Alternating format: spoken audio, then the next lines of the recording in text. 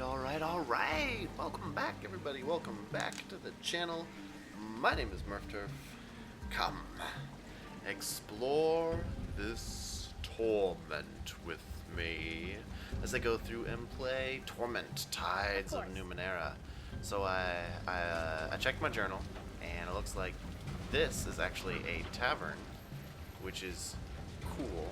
I'm into going into the tavern because this supposedly is where the thing stealing loss of self's identity is hanging out. And so I'm gonna start there. I'm gonna chase down some side quests before I go after or chase down a couple of side quests before I go after my body double person. Clarion. Yisig. Oh boy, this is a tavern. This is a tavern with lots of people to talk to. Oh boy. Alright, let's start at the beginning. Hey there, Clarion. This young woman wears finely polished armor and paces back and forth restlessly on the walkway. Her long hair is lustrous and healthy, and her whole form exudes a wholesome vitality. When she sees you, she raises her voice in greeting. Welcome, friend, to the Fifth Eye! She strides closer to speak more softly. You come at an exciting time. I have been trying to convince some veteran warriors of their eminent suitability to join the endless battle. So far they have rebuffed me, but perhaps you can succeed where I have failed. What can you tell me about the endless battle?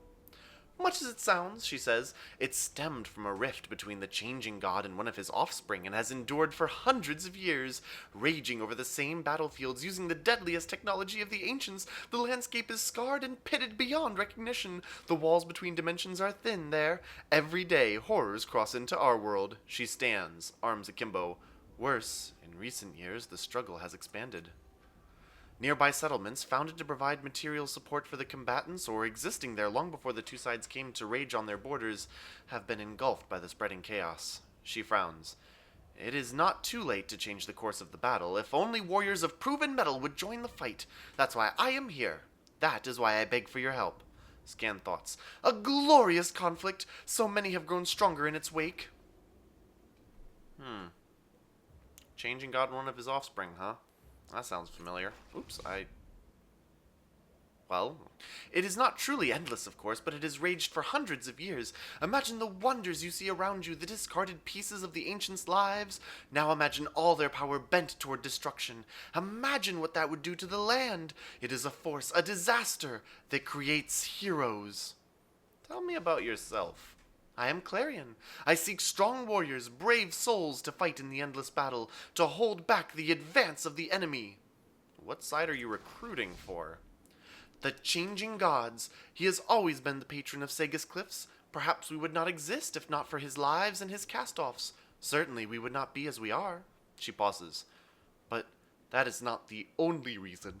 The changing gods' forces have allied with the towns and villages of the Verxulian Waste. We seek to prevent the endless battle from expanding beyond its borders, growing in size once again. The enemy has attempted to sweep across the plain before. They tricked the changing gods' allies centuries ago, destroyed an army of sand knights, and took half the settlements in the Waste. We won't let them do it again. Who is the enemy you're fighting? The armies of the first cast-off. They have never been friends to the people of Sega's Cliffs. She frowns. The first cast-off is long dead, but still her forces hold a grudge against her sire and his patron city. If I help you, will I get a reward? Of course, I am not a wealthy woman, but I have allies in the city who are. The more veterans you convince to join the battle, the more you will be paid. I do need money. Can you tell me anything about these veterans you are hoping to recruit?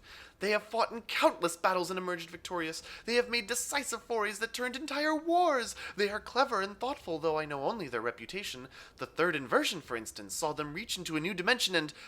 I won't bore you with the details, but they were integral in an offensive that would have changed the course of that conflict. Why are you trying to recruit these veterans? Perhaps they're tired of war. She shakes her head. Conflict shapes us all. It sharpens us, makes us stronger than we ever thought we could be. If you hide from it, you'll never know what you might have become. Or worse, you'll be easy prey for those who are stronger or crueler than you. She clutches your shoulders. These veterans have grown tired and complacent. I want to help them recapture what they lost. No, I want to make them even greater than they were. Scan thoughts. Even if they become prey, it will make whomever hunts them very strong. I'll remember that. I'll help you recruit the veterans. You'll have my gratitude, and a generous reward if you can succeed in this, friend. She begins to point. At the bar, you see Leto, the woman clad in desert robes. Behind the bar, Feriok. At the table there, Ziob. She lowers her voice again. With Ziob, you see Thaboros. He is older, but he has great experience. She indicates the final target with her chin. And then the crowning piece, Dama. He's their leader. Well, farewell. Always a pleasure. Interesting. Alright, Dama. Where are you? Dama of the Bloom, eh? Interesting. Let me quick save, and I'll go talk to Dama of the Bloom, excuse me. Hey there, buddy. The wispy mustache on this pudgy, middle-aged man would be almost comical if it weren't for his deep and despairing eyes. They are the eyes of a man who has passed through the gates of alien hells and returned, though not necessarily whole. His fingers, tightly wrapped around some fine glassware, are strong and slim, a musician's fingers, or a strangler's. You can't read his thoughts at all. You might as well try to read the thoughts of a wall. Before you open your mouth to speak, he says, "What is that place in your head?" Gonna be honest, it's a labyrinth. A labyrinth? He raises an eyebrow and leans back in his seat. That's a novel construction. He starts ticking off items on his fingers. I've seen people construct psychic fortresses, cathedrals, graveyards, hellscapes, and vortices from which no life escapes. All dramatic places, all powerful and forbidding. But a labyrinth? Well, that's a whole different construction. That speaks to cunning and guile. Do you mind if I take a quick look? Seems like a strange thing to carry and not know anything about. His voice is polished and clean, friendly but intent. Go ahead. Why not? Seem like a nice guy. My thanks. Though it's not often the wisest choice to let strangers enter your mind, I'll not do you any harm. Might help even. He smiles to take the sting out of his words. Ready? He breathes in, and suddenly you feel you are a mote tucked inside a gigantic prism with eyes peering in at you from all around. You are held tightly in an enormous fist. You are a flimsy piece of glass held up to the light. Yet somehow it is not utterly terrifying. Okay, pause for a second. I love how it's like, somehow it's not utterly terrifying. You know, it's just ordinary terrifying. Not utterly. His words come to you as if from a distance. A shared space. Such depths, such twists. It builds itself around your experiences, around those who share it with you. Shared spaces are occasionally dangerous, so I sharpened a part of your mind. His voice draws closer and the pressure eases. I didn't probe deeply, but this would be an excellent battleground. If you lured a foe to you, you could trap it within your mind. You could destroy it. Oh, introductions. Yes. Hey, I gained 1 intellect pool. Nice! That's exactly what I want in life. He sets the glass down and shakes your hand. I'm Dama of the Bloom. He pinches the bridge of his nose, his eyes tightly shut, and you feel a gentle and powerful presence surround your consciousness. I have a request for you. It might seem strange, but you have an interesting topography to your mind. You might be able to help us. The Fifth Eye is home to psychic veterans. We fought an incursion of nightmares, I suppose. Nightmares slithering into this city's shared dream space, eating minds and leaving husks behind. We called them the adversaries. We burned them out and cauterized the wounds through which they infected our reality, but I can't shake the nagging feeling that one of them survived and waits to strike. I trust my intuition, and now it's telling me to ask you for help. I'd be happy to help. What do I need to do? That. He breathes a sigh of relief. My thanks. I feel the adversary. I know it's here. I know it's close. It's watching us, but it's hiding its presence, and I fear it will strike when our guard is down. It may well be in the Fifth Eye even now. He shrugs helplessly. Sadly, our Fifth Eye is blind. He jerks a thumb at the bartender. It might be that our foe has blinded us, but it might not have shielded itself from you. Look for it, and tell me if you find something unusual. Okay. Alright. How do you fight the adversaries? Are you thinking you might use your labyrinth to trap it? Don't. Don't do it. He steeples his fingers under his chin and considers. Though, wait, it might work. It might. He looks at the Boros and Ziob. They exchange a wordless communication and he shrugs. We used a spotter, someone trained to recognize their scent. He'd give them the briefest engagement, enough to whet their appetites, and he'd bring them to a battlefield of our choosing. The adversary will tempt you with something. It will tap into the parts of your mind you had forgotten, ignite a desire. It will offer bargains, tastes of power, and try to draw you toward its way of thinking. The key is to keep control of the imagery and the metaphors your minds conjure together. Oh, fighting with imagery and metaphors? Oh, that sounds amazing. Well, that's where I come in. Boros. He leans forward on the table, his gaunt face seeming even more drawn. I'd feed words and stories to our spotter, help him build an internal story that seemed to mirror what the adversary told, and I'd lay a pathway toward our battlefield. He'd walk down that pathway, and the adversary would be extruding itself into our world right alongside him. His smile is hard and feral. And then we'd close off the exits and get to work cutting it to pieces.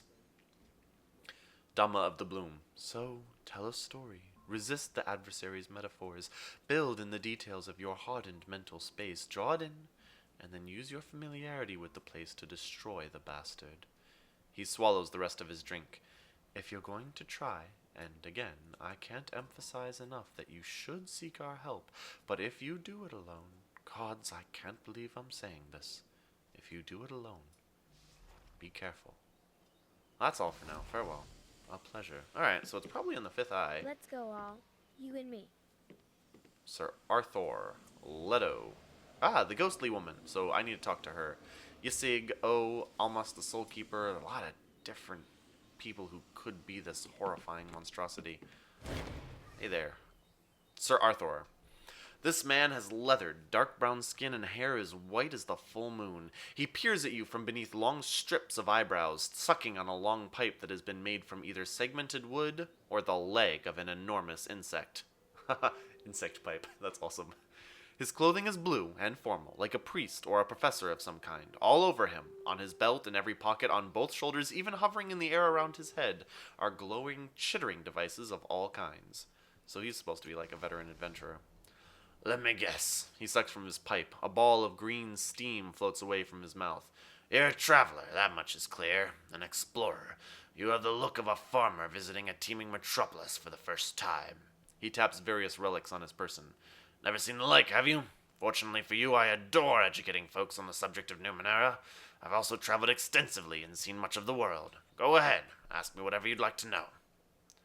A metallic bug-like creature perched on the side of his head begins glowing. It crawls into his ear and he pauses as though listening. After a moment, the bug scuttles out and resumes its perch. He leans forward and lowers his voice. So you're a mind reader, eh?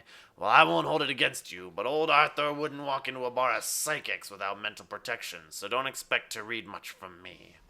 How did you know I could read your thoughts? Nerman told me. He points at the bug now burying itself in his shock of white hair. He can detect that sort of thing, and then this one blocks it. He pulls a circular device from his pocket. I don't like letting people know what I'm thinking. Too dangerous. He puts the device back into his vest. That's the new disc, of course. My first psychic blocker used to melt brain matter. Provoke people to no end, especially those who didn't know their friends were psychic. Whoops. Who are you? Goodness, forgive me, he stretches out his hand. Sir Arthur Torment, traveler, explorer, and lifelong student of the Numenera. I've seen everything between here and the Steadfast, and I've studied Numenera of all kinds for decades. There is no man more knowledgeable about the Ninth World than he who sits before you, I assure you. Why are you here? Knowledge, of course. I travel all over the Steadfast and the beyond, but I had to know what was beyond the beyond. Who knows how much time I have left in this world? I wanted to see it for myself. So why are you in this tavern? Libations! He lifts his glass enthusiastically. I'm trying to determine the nature of these fantastic liquids. Also, the people here are quite informative. No better place to learn about a city than its taverns. He takes a deep swig from his glass. That's all I wanted to know. Farewell. And safe travels to you, madam. Seems unlikely. Leto and Feriak, unlikely. Almos, the Soul Keeper. Hey there, Almos. How's it going? For a moment, you are not entirely sure if you look upon a construct or a human. The plastic sheen of this man's pale skin suggests artificiality, but if he is a construct, he is so cunningly constructed, so close to the human baseline that the illusion is nearly perfect. Except his head is a trifle too large, his eyes black buttons. Then you realize the truth. He is a visitant, his home many millions of miles distant. Almost. My name. What can you tell me of yourself? He lifts his great head slowly and fixes you with a dolorous gaze. I am Almus.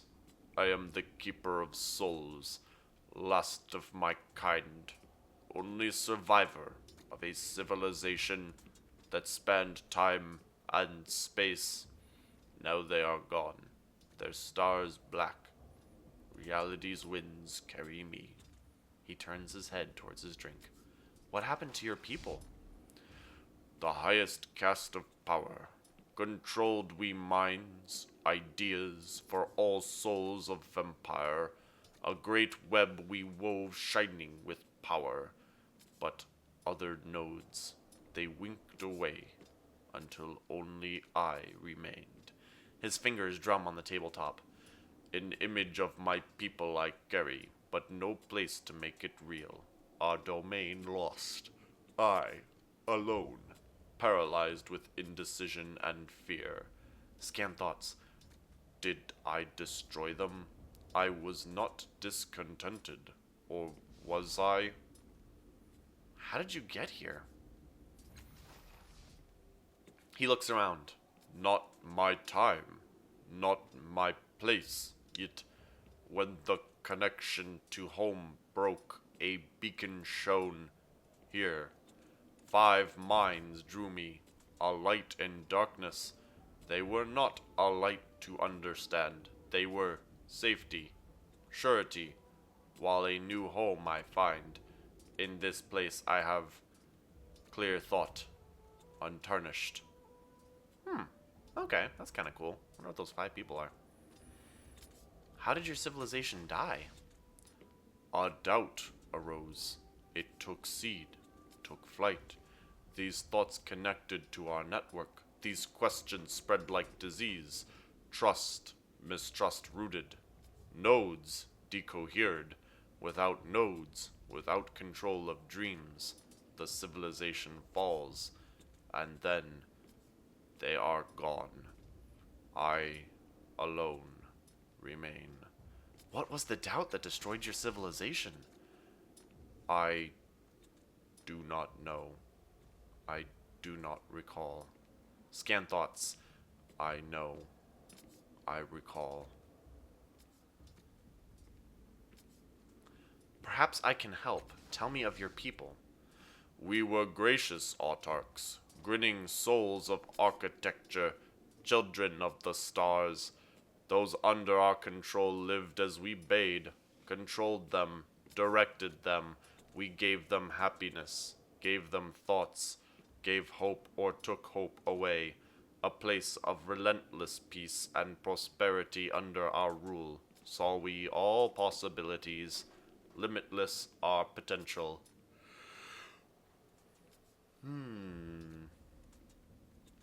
Tell me the doubt that destroyed your civilization. I know you know. I do. Yes. It was my doubt. Mine. My question.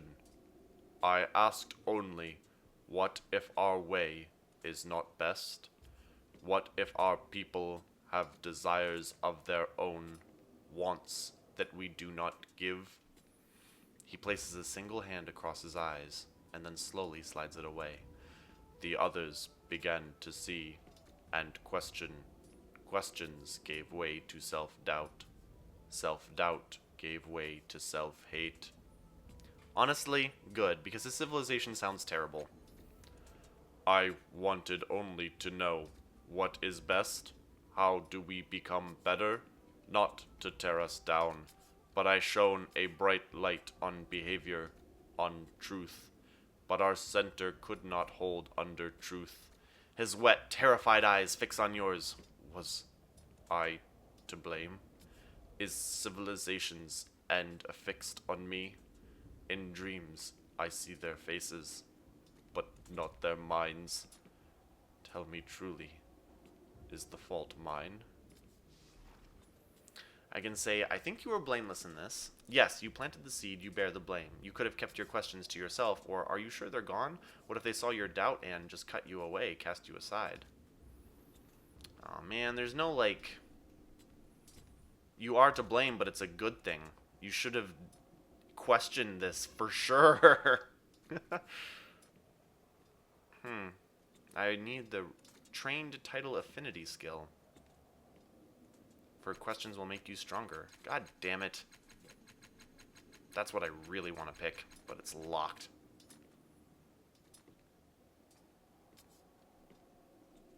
I guess, are you sure they're gone? What if they saw your doubt and just cut you away, cast you aside? Horror dawns on his face. Is this why I cannot feel them? Why I retain only an image?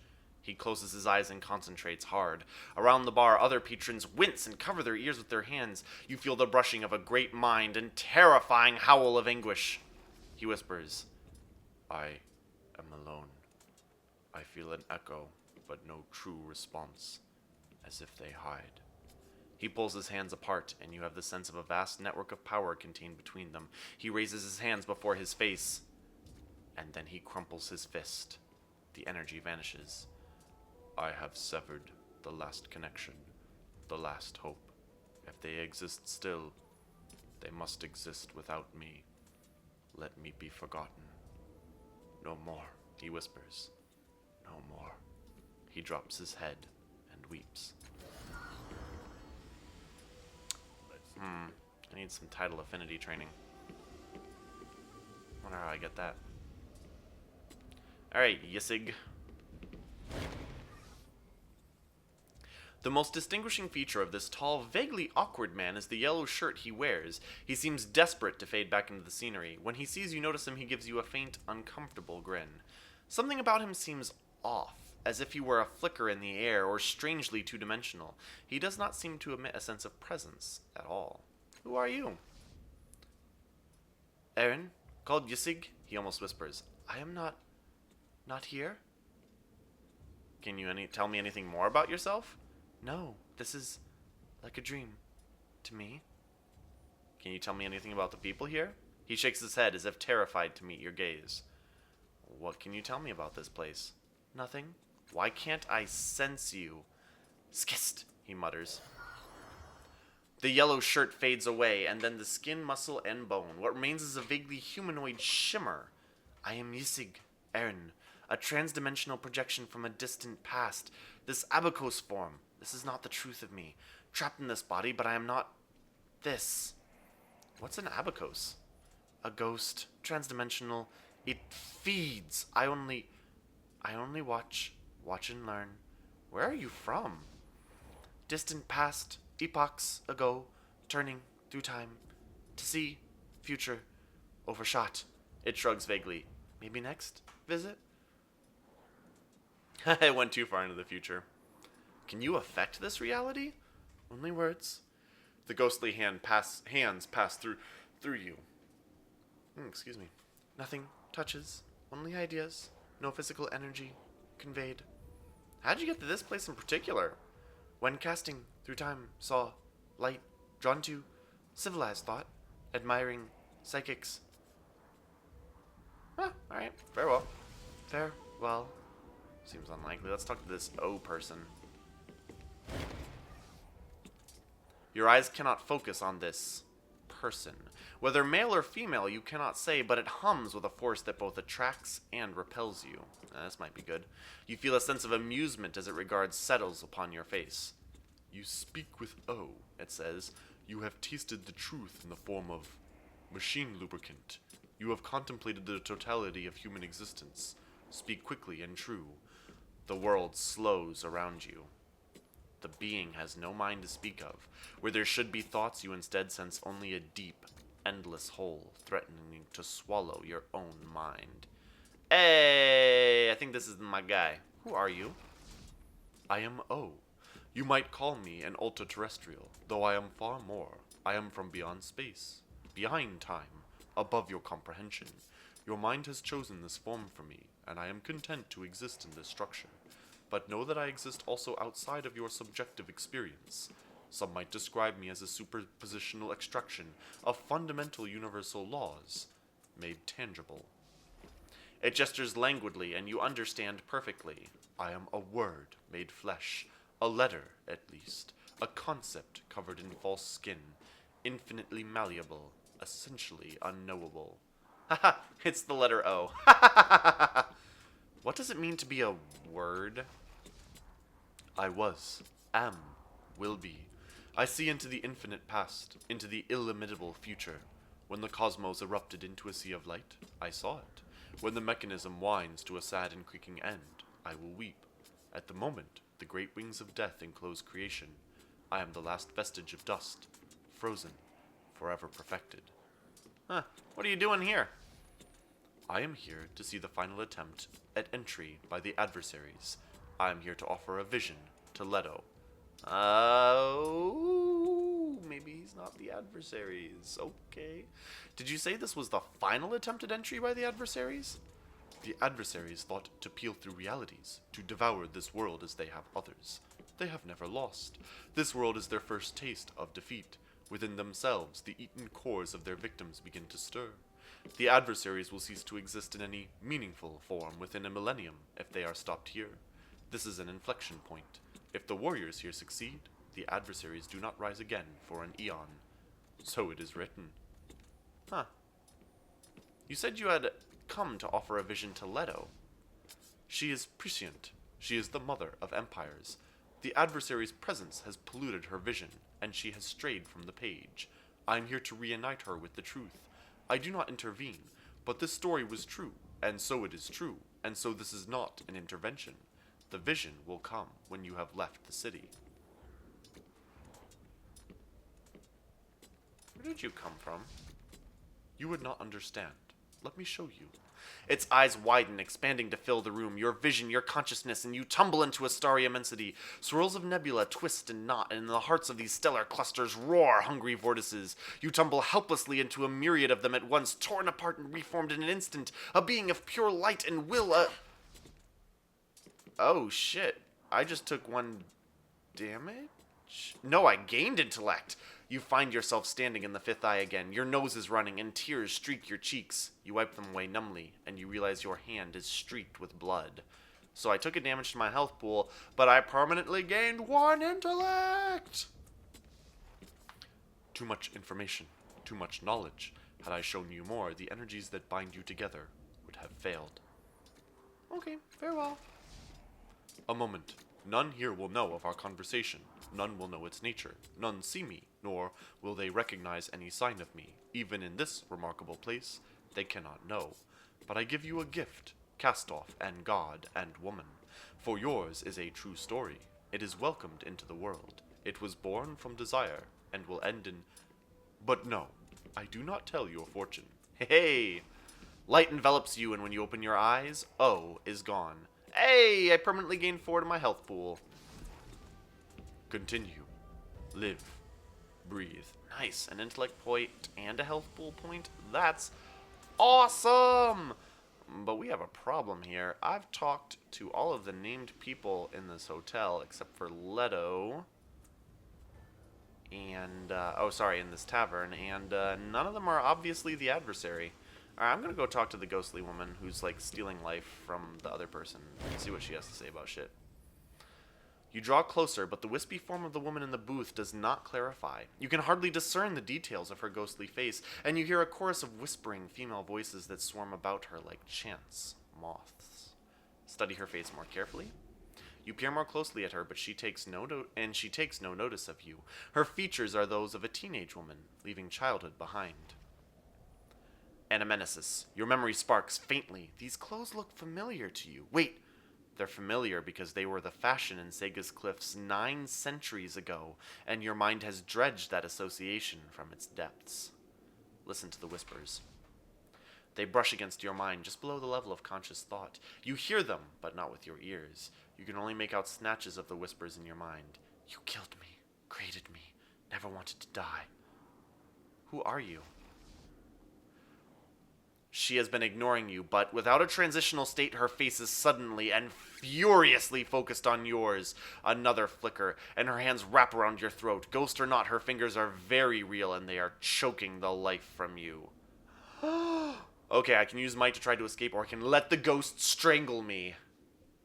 I'm going to try to let the ghost strangle me and see what happens. Her fingers dig deeper. She's not just compressing your trachea, she's tearing your throat out. You choke and cough, drowning in your own blood, but she is latched inside you, and the last thing you see is her rage-twisted face. Gain 3 XP. I'm hurt. See, if it's just me who dies, I'm okay with that, because then I go back to my mind labyrinth. So when my companions die, then I'm like, oh, hell no. Hey, you're in my brain now.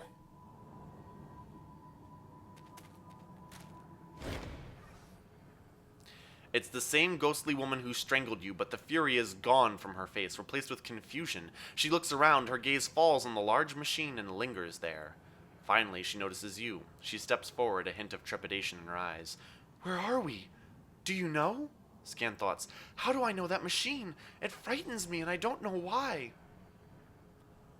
I think we're in the labyrinth, a construct of my mind. Of your mind? Yet it feels familiar to me. She looks around her again, frowning. But even though it feels familiar, I recognize almost nothing in it. Yes, perhaps it is your mind after all. I do remember one thing. She puts her hands to the sides of her head. I was angry, enraged. She turns on you. I don't know how, but there are women like me born throughout the city, repeatedly, against their will. Scan thoughts. My memories are flitting back to me like flies. What drove them away? What do you mean? They are compelled into existence. She bites her lip, uncertain. Then she nods. I'm just a memory, but something is forcing my memory into the minds of women throughout the city. I'll remember that. She takes your hand in hers. It's wrong. I don't know how I know, but... She looks away, lost in her own thoughts. When she turns back to you, there is more certainty in her voice. Find them. The women becoming like me or already like me. Maybe I'll remember more. Maybe we can do something. Look! You follow her fingers to a glowing form where before there was nothing. It's a Membra! You found one of them already! The women created by the engine! Okay. Only a little creepy. Yes. Yeah, I'll go talk to that. Oh, it's loss of self. Oh my goodness. Things just built and fire just happened and now someone's yelling. Oh my god! The siege, she says, watching the scene in front of you. I remember the siege, when the Tabat came to destroy Sega's cliffs. You remember it? I think it happened a long time ago. Did it? I'm only a broken memory, apparently. What do I know of time? A wry smile plays on her lips. After a long, quiet moment, she nods as though coming to a decision. I was there. I remember the screams, the terror. The Tabat came, many of them mounted on their dragoliths, each of them with a stranger, more terrifying weapon than the one before. Segas should have fallen, like Sunha and Ika and 100 villages before us. But it didn't. We fought them off. Scan thoughts. It's coming back to me. These are my memories. This grunting is really silly right now. She shakes her head. But what does that have to do with the other women? I don't know. There is more to this story. I need your help to find it. So I probably have to find other people like the last cast-off. What does this machine say? The air is warm and fuzzy next to this machine, and you feel dizzy whenever you go near it. That's intense. So I feel like, yeah, odds are I have to go probably, well... Can I talk to any of these folks? No. All right. Hey, hey, your leader is like trapped in an eternal prison of his own making, just so you know. Can't go any further this way. Yes. Alright, I'm gonna check down here. Maybe I need to go out now. But then how do I find my way back in? I need to find more things. Oh, you know what? I'd probably come back and talk to this woman again in the bar and let her kill me again, I guess. So I find more people like loss of self. Yes.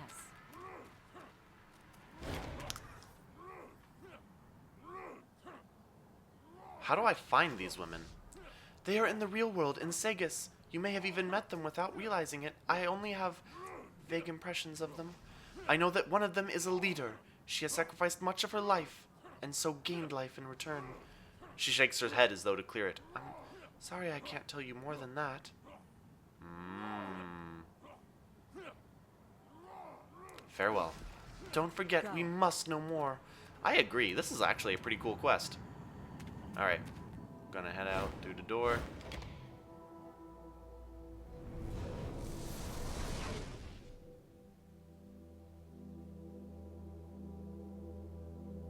This is very interesting. Alright. Oh, hey, how's it going, guy? Am I glad you... Oh, sorry, old man voice. Am I glad you came out of that door? The thing just showed up. I didn't know what to expect. Do you know who the ghostly woman is in that fathom? He shakes his head. Don't know anything about that one. That way is blocked. He shrugs. It's not surprising, really. It's your mind, not mine. Yo, my mind becoming real crowded right now. Most likely, she's just a lacuna, a construct of your buried memories. Either that or she's a reflection of someone you met in real life. Whatever she is, she probably isn't real. You're the only one with that distinction. He chuckles to himself. And me, by extension. I feel like I've never had some of this conversation, because it's like, how do other fathoms open again? Sometimes the things you do in the real world can create bonds and bridges you lost or never had. Those bridges reveal themselves here. How do I get back? Oh, I already know how to get back. Use the portal. How do I get back again? Use the portal. Has anything changed since the last time I was here? He shrugs. Look around. It's your mind. I think I'm ready to go. Farewell. Good luck. Yeah. Good luck to me. Of course. That one's broken. This is where I fought the evil dude. And this is how I get back to the real world.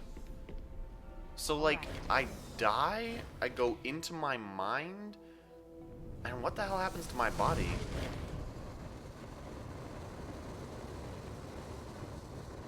My companions are just like, alright. Do that.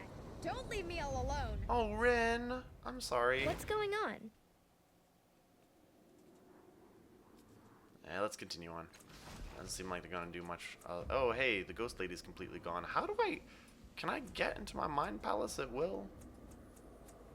Well, I guess if I can, I can't yet. Alright. Oh. Oh, you know what? Oh, you know what? You know the one person I haven't talked to in this tavern yet? Clarion. I'm ready.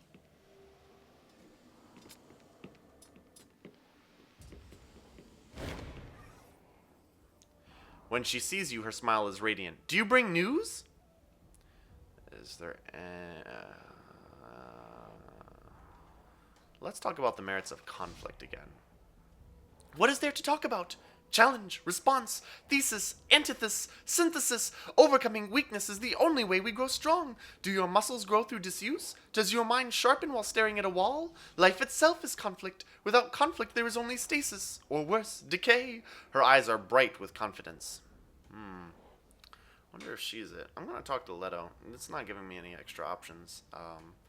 Also, her whole thing about conflict. I don't think reading a book is conflict, and I don't think like doing push-ups is necessarily conflict. You're kind of taking that a little too far, lady. Hey, Leto, I got like a prophecy for you or something. Leto. Though this woman's face is young, she has been beaten hard by the sun. She wears a tight-fitting skin suit under loose desert robes. Her eyes are a deep and unsettling black, with no whites to be seen. Occasional streaks of light race across them, flashing in the shadows of her hood like stars plummeting from the sky. I am Leto, she says. I saw your coming. Now you are here. Leto's mind is inscrutable. Your thoughts reflect back at you from 1,000 angles, like shining a light into a mirrored wall.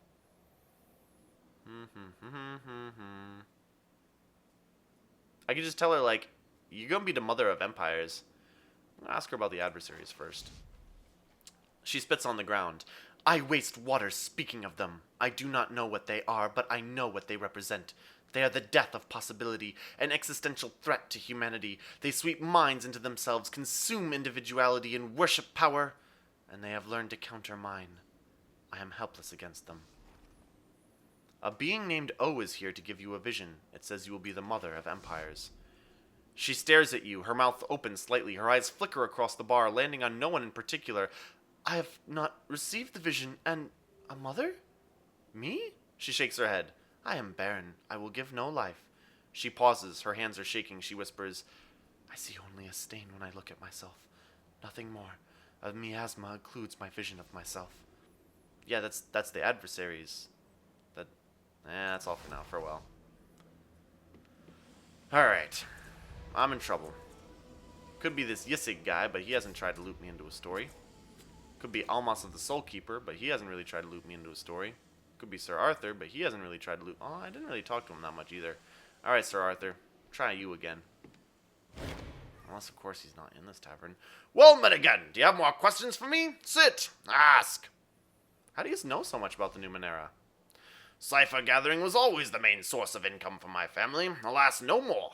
But I have extended that penchant into pure research. It is not arrogant to say that mine is one of the greatest laboratories in the Steadfast. Why, an entire university has sprung up around my home. I specialize in research and experimentation. Prospective assistants apply almost daily, which is good considering how quickly we churn through them. He clears his throat. That's funny. I'd like to know more about the world. Of course, ask me anything you'd like. I've traveled all over the Ninth World, throughout the Steadfast and the Beyond. I even know a little about this part of the world, the so-called Beyond the Beyond. I've met explorers of all kinds and listened to countless stories, so what is it you'd like to know? No, I think he's just like, he's I'm there ready. for information. Hey, Ziob. This woman's face seems timeless, neither old nor young, unblemished, but somehow not perfect. Her dark and wavy hair floats like a cloud to her shoulders. When she speaks, her voice is musical, almost artificial. I'm Ziob, and you are? She concentrates, fingers pressed to her temples. When her table mates start smiling, she pulls them away. I'm not actually a mind reader like these two. Just a joker. Haha, cool. So you're not gonna guess who I am? I don't know who you are, but I can tell you where you're from. Oh, how did I raise my silver tide? I was just being silly. Tell me, are you from the area? A small hamlet? Slightly isolated, but still within the broader Segis Protectorate? Somewhere near Evren Wood, perhaps? I actually don't know where I'm from. I was born in a falling star. What? How is it that you know the language here? You must be particularly observant. Your voice, your inflections, your mannerisms, they speak of someone whose upbringing was based on an older version of the Segis Cliffs dialect. That suggests an isolated aldea or enclave of some sort. Although she claimed not to be a mind reader, Ziob's mind is impenetrable. She might as well be one of the bartender's pumps. What can you tell me about the adversaries? I don't know where they came from or what they want or any of that. Her voice is becoming harsher, more distorted with suppressed anger. I do know that they destroy everything they touch, and that I will destroy them. My friends pull their extrusions into the real world, and then I get to sever them from their source. She downs her drink. I love doing that. Farewell.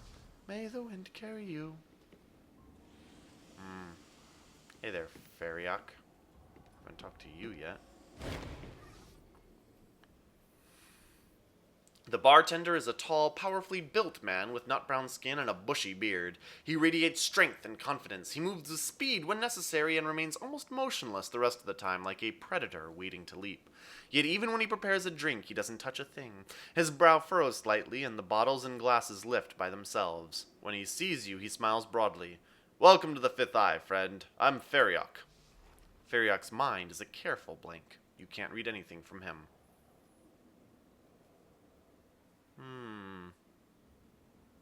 That's all for now. Farewell. Go back soon. Alright, I haven't found any evidence to point to who might be the evil dude, so I'm guessing he's actually not in this Let's tavern go. right now. And I've done what I wanted to do. So I'm gonna head out. I'm gonna take a look around, see if maybe he's in the area. You know, chilling out outside the tavern. Intoxicated woman. Some Movira goons, a Segas townsperson, a Nano, a hooded thug who's just sprinting where? To oblivion? Hey, it's Mother Tamaz. There are 3 robed people up here. Pequo. Who's Pequo? Have I talked to Pequo? I don't think I've talked to Pequo. Finzen, I know who you are. You're the guy who, something or other, something.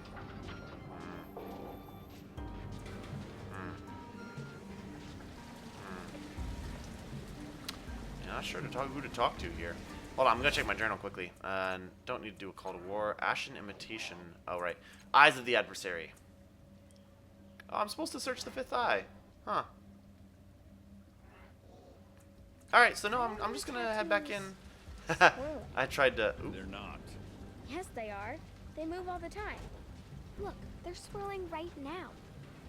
How long are we supposed to escort this delightful jewel?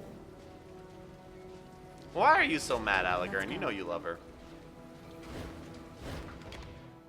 Alright, so I just didn't look closely enough at everything in there. I'm gonna start having to mess out of this place and examining things.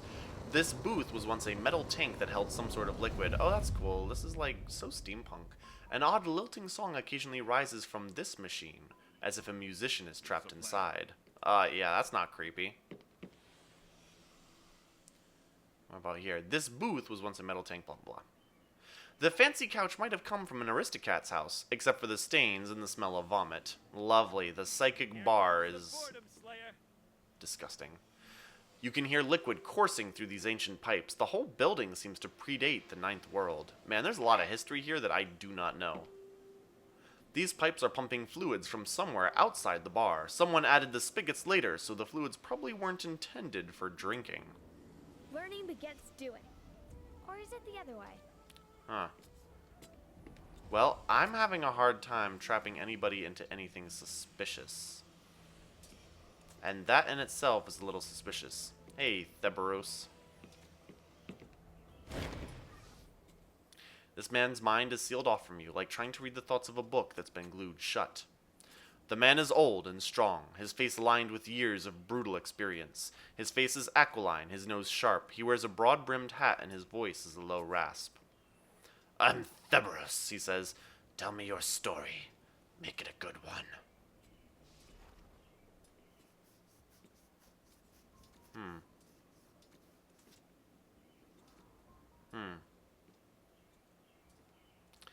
I was born falling from the sky, and now I'm trying to repair a chamber that will stop a nightmare. He watches you intently as you speak, and when you finish, he nods sharply. You're telling the truth, he says.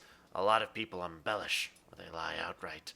Try to pretend they're more than they are, so people remember them as giants. More often than not, they just end up looking ridiculous. He pats you on the shoulder. You've given me a rare treat. Thanks. So, what do you want? Can't help you with your chamber, but maybe there's something else. What can you tell me about the adversaries? His eyes narrow and he leans in close. I don't want to talk about them. I don't want to talk them up.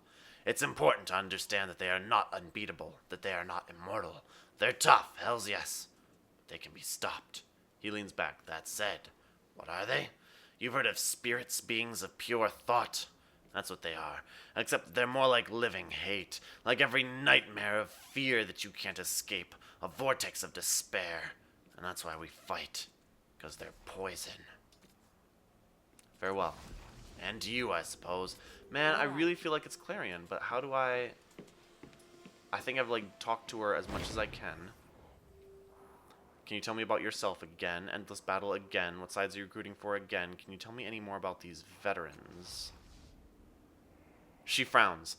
They have kept their abilities largely secret from me. I have not seen them in action, but the stories tell of 5 companions who turned the course of wars.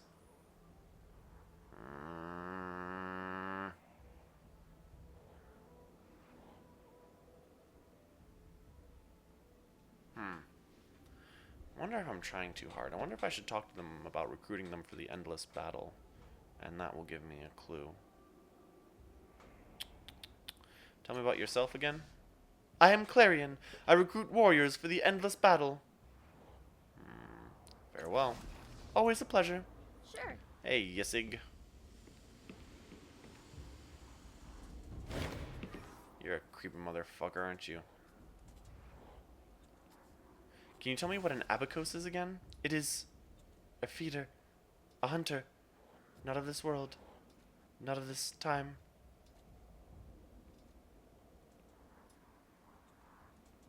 Farewell. Farewell. If you want a job done right. Alright, I'm gonna quick save. I'm gonna talk to Dama of the Bloom. I could be overthinking this, but I really like overthinking things. It's fun. He hasn't moved from his position at the table, but he's accumulated more glasses and more plates.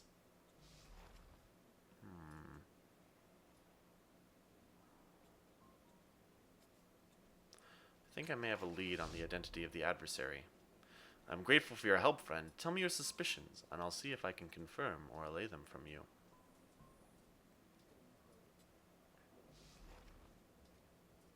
Could it be Clarion? Making a note. He bursts out laughing.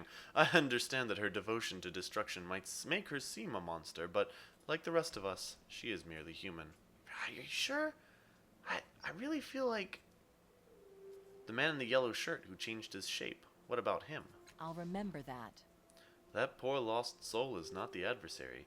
He has been trapped in the form of an abacos, but is not an abacos himself. Do not fear him. Pity him. I know it's not the strange ghostly woman over there because she's in my mind already. Unless she is the adversary. The man in blue with the pipe and all the strange numenera, could he be the adversary? Making a note. Sir Arthur? No. He's a wanderer and a collector of knowledge, but his interest appears to be entirely beneficent. He's a strange one, it's true, but no, he is not the adversary. Talk to a being called O. I'll remember Definitely that. not human. I have sensed O's presence and reached out to it with my mind. It is not an adversary, it's... well, I don't know how to describe it, but rest easy because O probably won't destroy you. Probably. Almas the Soul Keeper. What about him? Making a note. He shakes his head. His is a tale of personal tragedy and sorrow, though perhaps the end result is not the worst for the people under his caste's titular care. But he is not the adversary. I completely agree with you. I wish I had that tide training so I could have done stuff with him. There is a strange Making a ghostly note. woman over there? Ah, yes. While she's unpredictable and possibly dangerous, she's not an adversary. We've tried to remove her before, yet she always returns. Rather than risk any damage, we just stay out of her way. I'd advise you to do the same. That's all for now. Farewell. A pleasure. Right. Okay. Yes. So everybody I've talked to, except the bartender.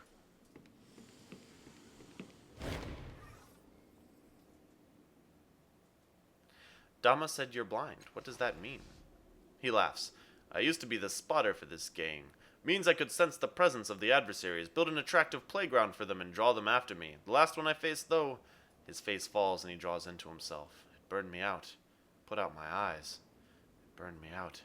It put out my... And then he is back to normal, smiling as if nothing happened. Oh, he's not feeling well. Can you tell me about this place? The Fifth Eye is a bar for psychics. At least it is now. In the prior worlds, near as we can tell, it was an old pumping station. All these pipes lead down to some reservoirs deep beneath the city, and they pump whatever's in the reservoirs up here. He laughs. Anyways, some damn fool started drinking from the pipes, and some other fools started in too. Some of them died, but some of them got drunk as hell. After a few whiles, vague enough for you, they got pretty good at figuring out which was safe and which weren't. And that's when they figured they'd start making money off the place. Reason psychics flock here is because the building dampens out the psychic noise of the city. He grins. The drinks help too. Leto. Feriok means to say that he is only involved in the delivery of these drinks rather than their creation. Given his skills, this is only right and proper.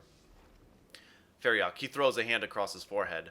I've been maligned by this desert-dwelling interloper. That's all for now. Farewell. Alright. So, what am I missing? Oh my god.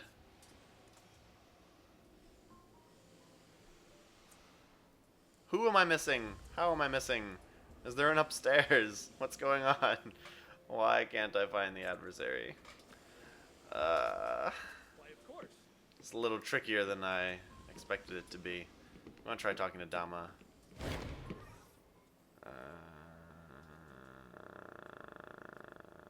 Clarion seems to hold you in high regard. She thinks you'd be a valuable ally in the endless battle. I don't know if I want to go for that yet. Ah, man, this is hard. I'm trying to do this without looking up any guides or anything. It was just for, just to find, Patrick Rothfuss's character. But, like, yeah, you know.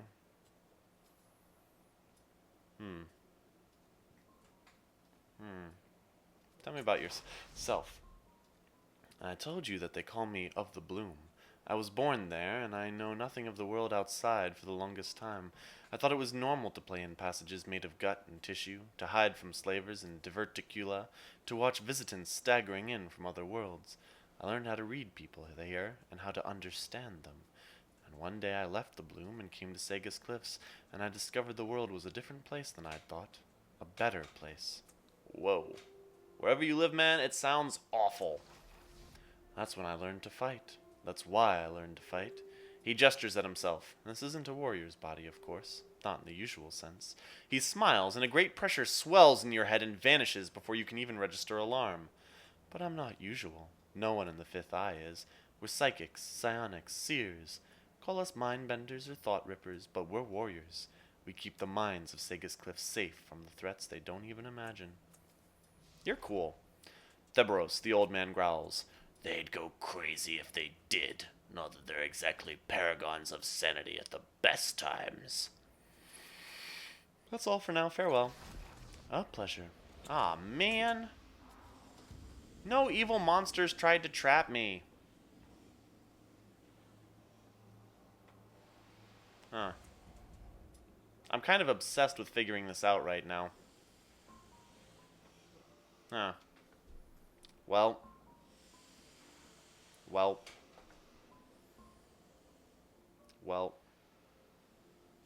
I guess that's all I'm going to do for the moment. I'll come back here, I suppose, later. Maybe after I get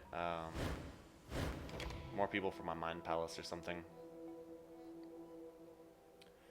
Well, it's about time to call it a night, but first I'm going to run over to the government district and maybe start talking to a few people there because I need... kind of dim beneath those golden sparks, aren't you? Yeah, Allegrin, that's kind of the point. What sparks? Theory confirmed. Fine. Yeah, but I love my glowy dude. He's so glowy.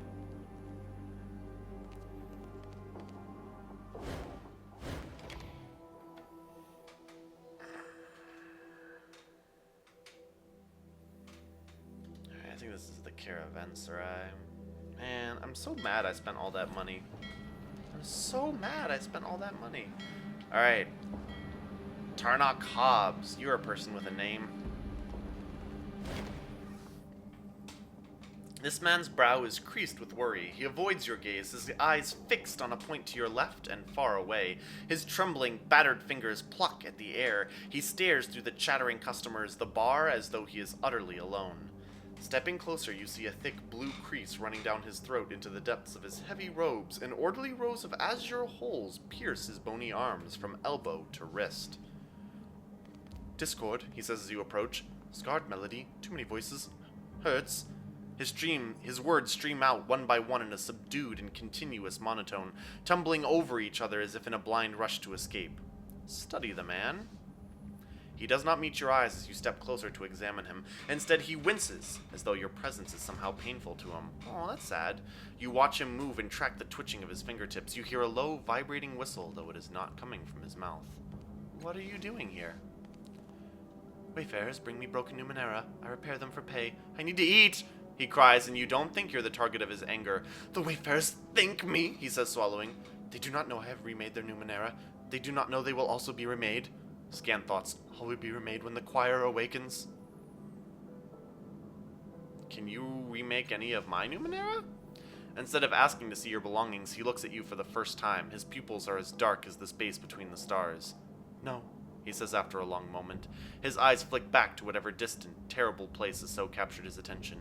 You're wounded. A broken instrument. He has no use for you. You didn't even look at my belongings. Do I have anything you can remake? No. You are worthy, but broken. This time, he doesn't look at you. What are you staring at? The grand hall, the spiral pinned by broken columns, the invisible roof. He stops with a gasp and a tear rolls down his dirty cheek. He tells me not to share our secrets with you. You are not of the choir. You are discord.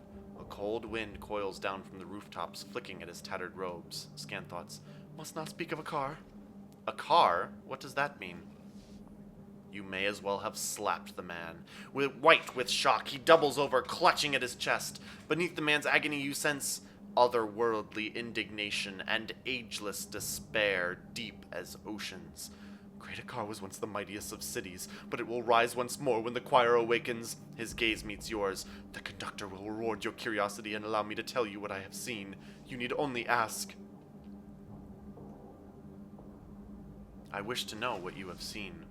Before my becoming, I found a pit ringed by stone deep in the Arvin wood. Broken pillars at the edges. I stepped inside, breathed the dusty air.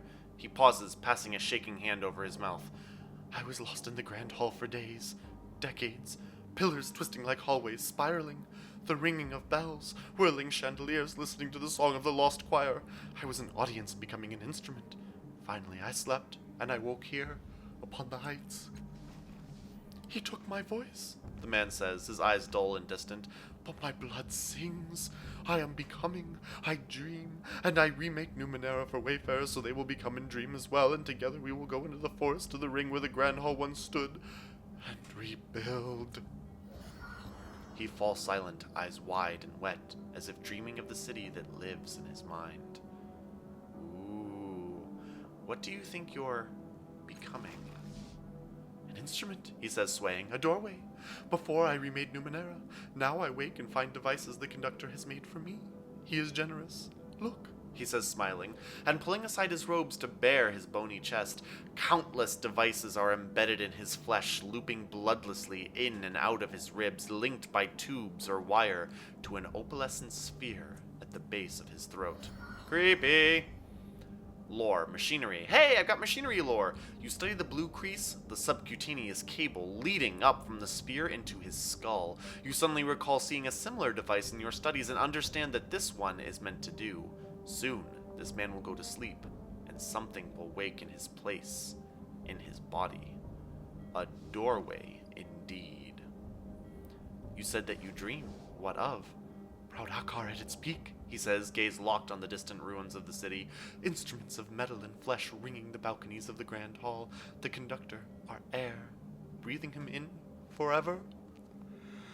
Oh man, he's creepy, but it doesn't seem like I can do anything more with him, like maybe shatter the thing so that evil horrors don't awaken from his body. Damn, I'm surprised this world is still standing. Considering how many people seem to be constantly almost dying in it. Oh, a silver orphan, some young folks, a couple of envoys, some changing god cultists. Sailors, laborers, Gibra merchants. Hey, Memorvia guard, what are you guarding exactly? A man in a brigandine coat stands in front of the heavy wooden gate. His arms are crossed, his feet firmly planted. You got business with the Memovera? Who is the Memovera? She's the boss lady of the Bloom. Been in charge for about 10 years. Couldn't tell you what the title means, but there's always been a Memovera. His eyes narrow. And if you had to ask questions, you ain't got business with her. What is the bloom exactly? It's a monster. A stinking tumor the size of a city, full of veins and cysts and sacs that folk can crawl around inside. Sometimes they lead to maws. His sunken eyes gleam as he speaks the word. If you give them what they want to eat, they'll send you to another world. Or not. They decide to feed on you instead. Scan thoughts. I don't even want to open the maw. Poor Resh. Damn. Poor Resh indeed. Farewell. Uh-huh. Well, that's creepy. That's what that psychic dude was talking about. That's where he grew up. Yeah. We got a Master Renio and a Tiber, but none of them are exactly who I want to be talking to right now. I think I'm going to head over to the government district, talk to some folks over here in the Caravanserai, and I'm going to call it a night for tonight. Missing something? You can press tab to view all interactive characters and objects in an area. Yeah, I did that in the fifth eye, and it didn't work. I wonder if I have to go back and just talk to everybody, but that... I don't know. Just talking, never stop talking. Oh no, I don't want to interact with that. Alright. Yeah, there's all kinds of people I can talk to in here. Rather Bren, Irene who know not Irene, Irene who knows this fountain. Got Levi's, got Nanos, got Petitioners, got Saigon.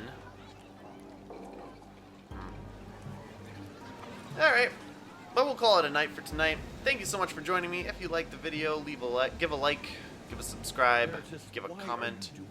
Oops. Conversation. What is it? And fun. And friends. We're friends, right? Against my better judgment, I think we might be. Aw, that's cute. That's cute. Allegern likes my companions right now. I like you, Allegern. Anyway, like I said, thank you so much for joining me, and until next time, peace and love and happiness to all of you.